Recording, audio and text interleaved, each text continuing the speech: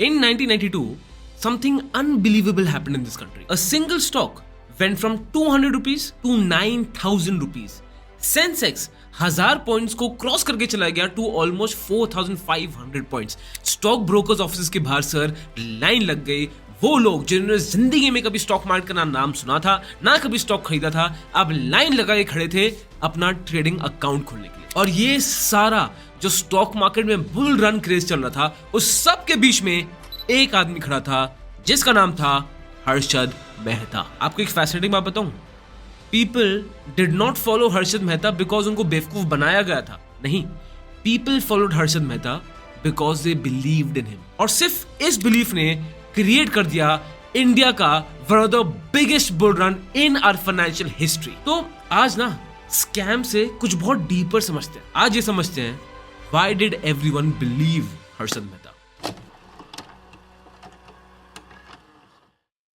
अब the entire magic lies in the Harshad Mehta story. He was not born into wealth. He came from a modest Gujarati family. And like many Indians, unke andar tha ambition. He moved to Mumbai looking for more opportunities. He worked in several jobs, selling hosiery, distributing diamonds, and also working as a clerk. But eventually, he found his real interest, the stock markets. उन्होंने शुरू किया as a sub broker in Dalal Street in 1980. फिर over time, he developed a reputation कि वो markets दूसरों से better समझते हैं. एंड स्लोली एंड स्टेडली उन्होंने खुद की स्टॉक ब्रोकरेज फर्म खोल दी. Grow More Research and Asset Management. अब सब अच्छा जा रहा था, बट एक बहुत मेजर टर्निंग पॉइंट आया इन 1990s. ये वही टाइम था जब इंडिया की economy was on the brink of a massive evolution. And now something very interesting happened. Harshad Mehta, he didn't just become successful, उससे ज्यादा जरूरी, he became famous. Newspapers wrote about him, magazines interviewed him, and people started seeing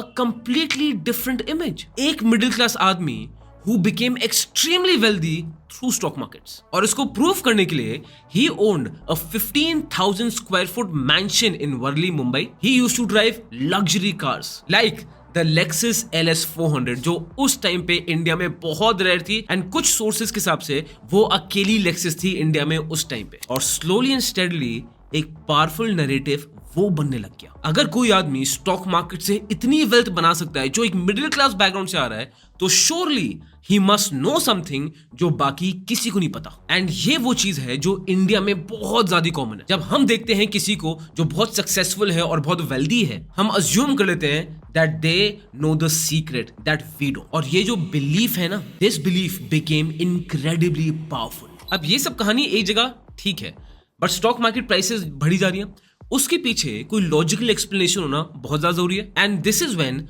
Harshad Mehta introduced his theory, जिसको वो बोलते थे the replacement cost theory. अब according to this idea, एक company की value should not depend on company's current earnings. उल्टा it should depend how much money would it cost to start the same business today. अगर मैं इसको आप simple example समझाता हूं, कोई पेंट मैन्युफैक्चरिंग कंपनी है, प्रॉफिटेबिलिटी बहुत मिनिमल है. हर्षद मेहता के हिसाब से उस कंपनी की अर्निंग्स पे उसको जज मत करिए, प्रॉफिटेबिलिटी में उसको जज मत करिए. आप जज इस चीज पे करिए कि अगर वो पेंट फैक्ट्री जो आज के दिन लगानी होगी तो कितनी महंगी पड़ेगी. वो है उस बिजनेस की एक्चुअल वैल्यू, जिसको वो बोलते थे द रिप्लेसमेंट कॉस्ट थ्योरी. अब ये sounds very convincing and logical भी साउंड करता है. एंड इसलिए जो स्टॉक प्राइसेस सडनली बहुत ज्यादा बढ़ गई, वो सब लोगों को रीजनेबल लगने लग गई. एक फेमस एग्जांपल आपको बताता हूं of ACC cements. With in a few months ये स्टॉक 200 रुपए से सीधा 9,000 तक चला गया. और फिर जब इन्वेस्टर्स ने ऐसी ग्रोथ देखी, समथिंग वेरी डेंजरस हैपेंड. लोगों ने ये पूछना ही बंद कर दिया कि ये स्टॉक बहुत महंगा तो नहीं है. उल्टा लोग बस एक क्वेश्चन पूछते थे, how much higher can they go. And यही वो टाइम था जब ऐसी साइकोलॉजिकल फोर्स ने स्टॉक मार्केट्स को हिट किया जो आज भी लोगों को बर्बाद कर देती है. That is FOMO, fear of missing out. Sensex dramatically बढ़ गई और बढ़ी जा रही है.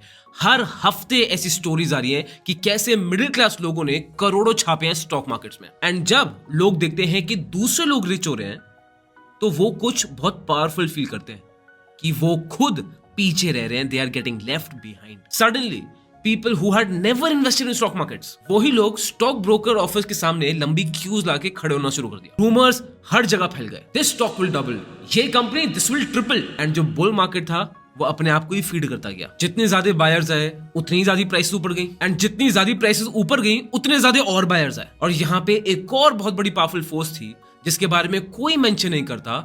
वो फोर्स का नाम था media. Business magazines began celebrating Harshad Mehta's success like anything. Articles ने ऐसा describe किया कि he has an extraordinary ability to move the markets. Interviews turned him into a financial god. And एक average investor के लिए जो घर पे बैठ के न्यूज़पेपर या टीवी देख रहा था, उसके लिए ये एक बहुत strong signal था कि अगर न्यूज़पेपर्स और मीडिया इतना उनको प्रेस कर रहे हैं, देन जो वो कर रहे हैं must actually be right. Sir, वो जो बुल मार्केट था ना ही वो कंपनी के स्टॉक्स के बारे में था, ना ही वो इंडियन की इकोनॉमी के बारे में था, ना ही वो कुछ ग्रेट फंडामेंटल्स पे बेस्ड था। ये बुल मार्केट बन गया एक नेशनल स्टोरी। बट हिस्ट्री ने हमें बताया है कि हर बुल मार्केट जो इतने ऑप्टिमिज्म से भरता है ना, वो सीधा अपने फेस पे फ्लैट गिरता है। इन अप्रैल 1992 आई journalist Suchita Dalal and she published a story that changed everything. उनकी इन्वेस्टिगेशन ने ये रिवील किया कि जो लार्ज अमाउंट्स ऑफ मनी है जिनको स्टॉक्स खरीदने के लिए यूज किया गया है, वो एक्चुअली आए हैं through a loophole from the banking system. Funds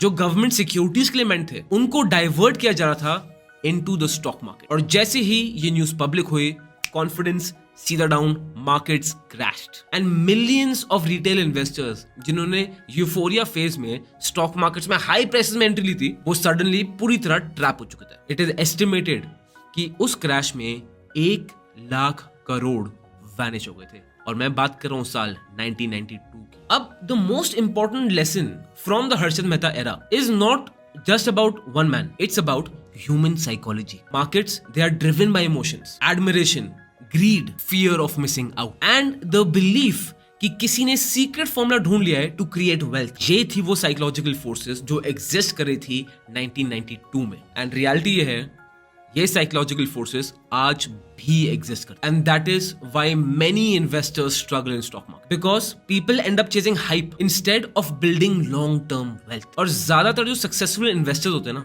they do something very different. They focus कि वो स्ट्रॉन्ग बिजनेसेस को आइडेंटिफाई कर पाए जो लॉन्ग टर्म में कंपाउंड करें, जो आगे जाके दसियों साल तक, डेकेड्स तक कंपाउंड करते रहे। वो कंपनीज जो स्ट्रॉन्ग कैश फ्लो भी देती हैं through dividends and steadily over period of time वो ग्रो करती ही रहती। और यही चीज मैं आपको डिटेल में समझाना चाहता हूं in our investor master class, जहां हम डिस्कस करते हैं how to identify long term compounding businesses and build portfolios that generate wealth as well as cash. और अगर आप सीरियस हैं about becoming a disciplined long term investor, you can join the master class. Link मैं pin comment में डाल दूंगा। Because in every bull market there will always be someone who will look like a genius. But the real question जो हर एक investor को पूछना चाहिए वो ये है, are we investing based on value or simply following the crowd?